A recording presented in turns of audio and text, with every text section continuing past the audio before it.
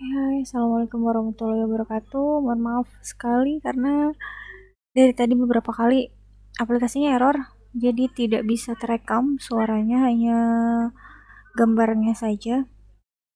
Semoga sekarang sudah bagus ya. Tadi sih sudah dicek bisa. Jadi di sini kita akan belajar mengenai trigonometri dengan lingkaran satuan. Kenapa disebut dengan lingkaran satuan? Karena di sini si lingkaran yang kita gunakan adalah lingkaran dengan jari-jari satu. Jadi jarak dari titik pusatnya atau O ke titik yang di sini, mau ke titik yang di sini, yang ini atau yang ini, itu adalah satu semua. Mau nanti kalian punya titik di sini, jarak dari sini ke sini itu satu. Maaf ya, ada iklan. Jarak dari sini ke sini juga sama, ini satu. Begitu. Jari-jari itu adalah ketika dari titik pusat, jarak dari titik pusat ke jarak dari semua titik yang ada di tepian lingkaran ini nih, itu akan selalu sama. Itu namanya jari-jari. Oke, kita lanjutkan lagi. Jadi kalau misalkan Ibun punya bentuknya seperti ini. Sebentar, yang ini kita hapus dulu. Titiknya ada di sini, titik A misalkan ya, Ibun beri nama. Oh, sebelum kita melanjutkan, ini kita lengkapi dulu kartesiusnya, belum lengkap ya. Ini harus ada X-nya, ini ada keterangan Y-nya, ini ada O, pusat 0,0. Untuk yang sebelah kanan, yang ini adalah X positif. Yang ini Y di atas itu adalah Y positif. Karena kan kalau kalian mengingat di zaman dulu ya, di garis bilangan ini kan sebetulnya ada 1, 2, 3, 4 dan seterusnya. Di sini negatif 1, negatif 2, negatif 3, negatif 4 dan seterusnya. Berarti yang ke kanan itu adalah X positif. Ke kiri berarti X negatif. Ke atas itu Y positif, ke bawah Y negatif. Lalu kalau di sini O sampai A ya. Lalu kemudian di sini Ibu punya titik lain. Misalkan di sini titik B. Nah, si titik B ini jarak dari O ke B itu akan sama dengan jarak O ke A karena dia adalah jari-jari lingkarannya ya. Jadi ini satu satuan gitu. Nah, kemudian di sini kita tarik garis tegak lurus dengan sumbu X. Berarti ke sini. Ke sini. Nah, ketika dia tegak lurus maka mereka akan membentuk sudut 90 derajat. Jadi kalau kita gambar, misalkan di sini Ibu kasih titik C. Berarti kalau kita gambar segitiga yang pertama itu ada segitiganya yang seperti ini.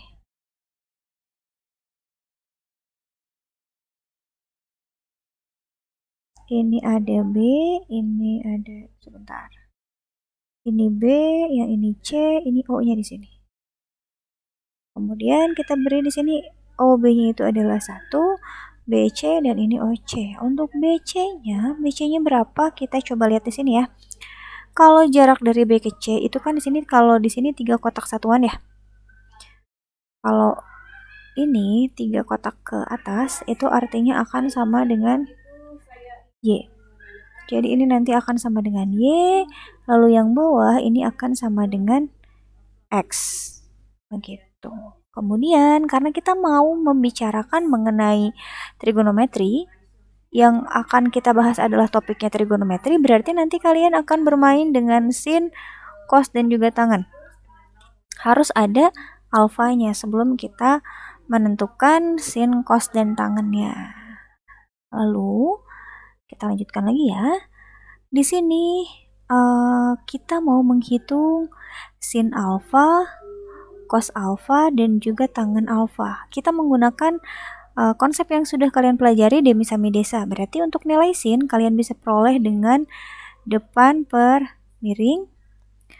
Berarti depan dari sudutnya itu adalah Y, sisi miringnya itu 1. Berarti ini sama dengan Y. Untuk nilai cos itu samping per miring. Berarti ini X per 1, ini X. Demi-Samidesa ya. Desa, depan per samping. Depannya Y, ininya sampingnya X. Ini untuk nilai sin, cos, dan tangen alfanya. Oke, sekarang kita lihat di sini. Tadi kita membahasnya itu adalah dengan lingkaran satuan. Dalam trigonometri dengan menggunakan lingkaran satuan di koordinat kartesiusnya itu kalian akan mengenal istilahnya kuadran atau daerah. Jadi kuadran itu adalah satu buah lingkaran ini kita bagi 4. Kalau kita lihat di sini kan ada 4 ya. Ini 1, 2, 3, 4.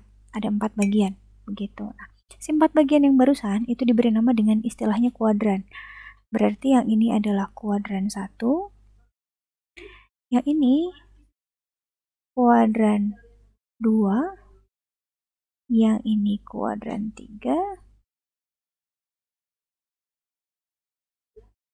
Ini kuadran 4. Begitu. Jadi, untuk kuadran 1, 2, 3, 4 ini, sudutnya, kan kalau satu lingkaran itu 360 derajat ya, berarti satu kuadran itu sudutnya adalah 90 derajat. Jadi dari sini ini adalah 0 derajat, mulai di sini ya, di sini itu 0 derajat, sampai di sini, ini adalah 90 derajat. Begitu. Lalu dari sini mulai 90 sampai di sini berarti 180 derajat. Dari sini 180, ini mulai 180 mulainya sampai di 270 derajat. Begitu. Berarti yang tadi kita hitung, yang di sebelah sini, ini adalah perhitungan untuk kuadran 1. Gitu. Sekarang kita coba kuadran 2 ya. Kita coba untuk kuadran 2 nih. Perbedaannya ada di mana kira-kira ya? Oh ya, di sini untuk titik B di sini nanti akan membentuk X, Y. Kenapa? Karena titik B ini berada pada X-nya sebelah kanan, Y-nya di atas. Berarti dia X positif, Y positif. Berbeda ketika Ibu menentukan sebuah titik yang ada di sini, misalkan titik R di sini nanti akan negatif X, Y. Kenapa? Karena di sini sumbu X-nya negatif. Dia X-nya sebelah kiri.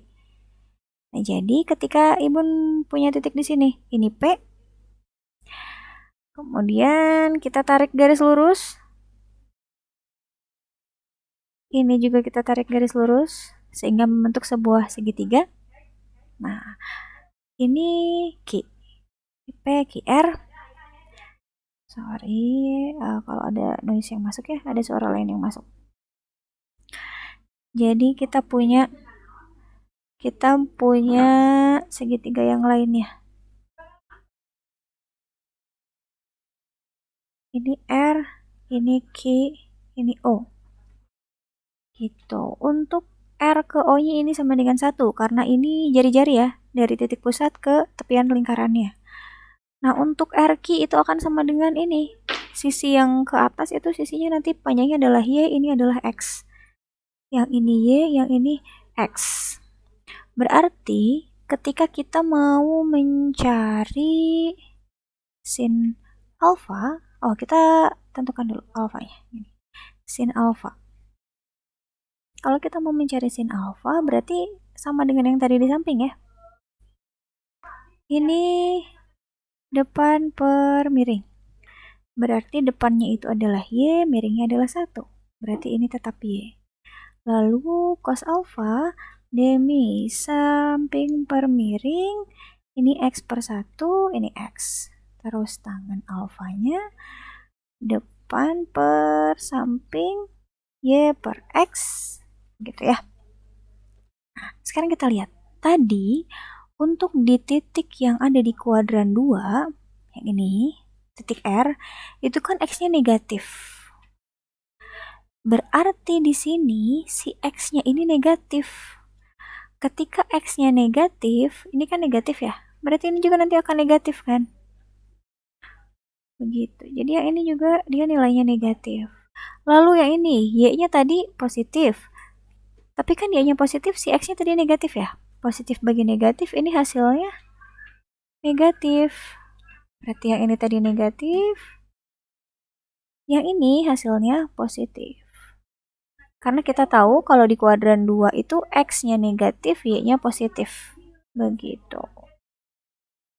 Jadi positifnya hanya di sin-nya saja, untuk cos-nya negatif, tangannya juga negatif. Nah, ini untuk apa? Nantinya kita memiliki sebuah konsep kita punya sebuah kemudahan untuk menghafal. Sebetulnya asal muasalnya dari sini, tapi nanti kalian bisa gunakan untuk hafalan ke depannya. Jadi ketika kalian punya sebuah punya kartesio seperti ini, ada kuadran 1, ini ada kuadran 2, ini ada kuadran 3, ini ada kuadran 4 ya. Kuadran 1 itu kalau kita lihat di sini ini positif, ini positif, ini positif. Berarti di sini semua positif. Kuadran kedua itu positif hanya sin. Berarti di sini kita kasih tanda sinnya positif, lainnya negatif. Begitu. Nah, jadi nanti ke depannya kalian bisa menggunakan hafalan yang ini saja. Kalian sudah boleh menggunakan yang ini. Di sini sinnya yang sebentar. Di sini sinnya kita cari dulu. Oke, jadi tadi kita sudah peroleh bahwa di kuadran 1 itu semuanya positif. Di kuadran 2, sinnya yang positif.